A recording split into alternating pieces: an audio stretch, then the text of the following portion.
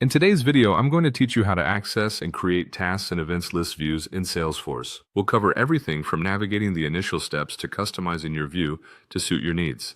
First, let's begin by accessing Salesforce.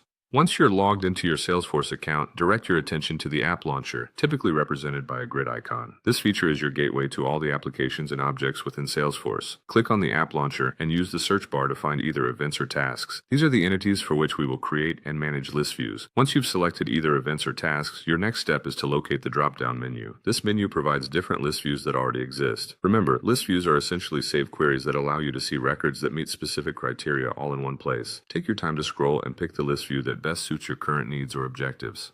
Upon selecting your desired list view, look toward the upper right corner of the screen, where you'll find a gear icon. This icon is crucial as it houses the options required to modify and manage list views. Click on the gear icon to reveal a set of options. From the options presented, select New. This action allows you to create a fresh list view tailored to your preferences. You'll be prompted to enter a name for your new view. This is the name under which your list will be saved, so choose something descriptive that will enable you to easily identify the list in the future. Once you've named your new view, go ahead and click Save. Saving ensures that your new list view is stored in Salesforce and can be accessed again at any time. With your new list view now saved, it's time to customize it further by adding filters. Filters are an excellent way to narrow down the records shown, allowing you to see only what's relevant. To add filters, engage with the filter menu and choose the criteria that are most applicable to your needs. After setting your filters, you'll notice that your newly created list view appears in the drop-down menu we visited earlier. This means it is now part of the selectable list views within Salesforce. You can always revisit and modify the view by repeating these steps. For a final touch to enhance your workflow and efficiency, consider pinning your new list view. Pinning it makes it your default view, meaning that anytime you access this section of Salesforce, this view will be the first one you see, saving you time in the long run.